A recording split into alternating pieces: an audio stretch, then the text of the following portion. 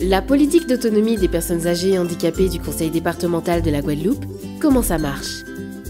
Il est à savoir que la tranche d'âge des 75 ans et plus, déjà passée de 13% en 1999 à près de 15% en 2008, s'élèvera à 30,7% en 2030 pour constituer à l'horizon 2040 40% de la population guadeloupéenne, faisant de notre département le plus âgé de France. En 2030, l'âge moyen des Guadeloupéens sera de 41,8 ans. Pour répondre à cette évolution, le département répond par des orientations stratégiques en 20 actions et 5 axes. L'axe 1 a pour but de prévenir et coordonner les actions du département.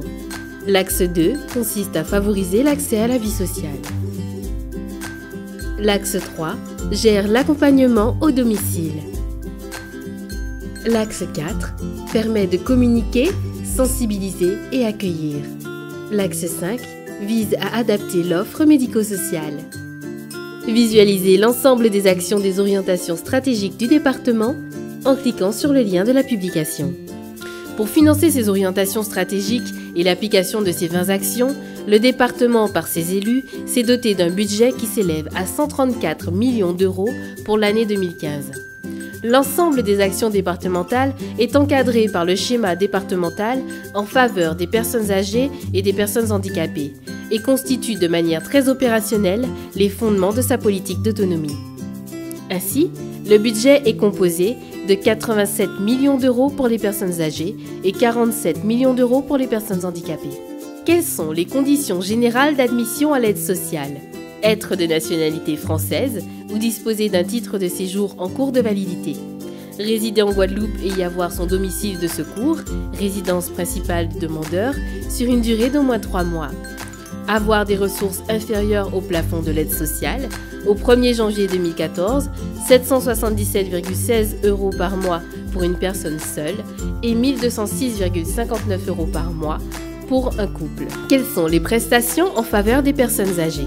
Le maintien à domicile, l'allocation personnalisée d'autonomie ou APA, l'aide ménagère, mais aussi la téléassistance, la garde itinérante de nuit, l'assistance senior, mais encore le transport à la demande, les aides exceptionnelles et enfin les aides à l'adaptation du cadre de vie.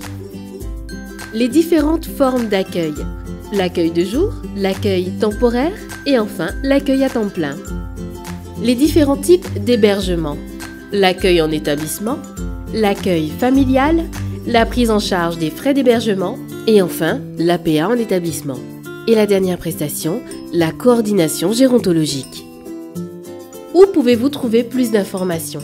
Au Centre communal d'action sociale CECAS de votre commune de résidence, au Conseil départemental à la direction de l'autonomie, 2 sites, rue Lardenois à Basse-Terre, impasse de l'équipement d'Aran-Chauvel aux Abîmes. Suivez l'actualité du Conseil départemental de la Guadeloupe sur les réseaux sociaux.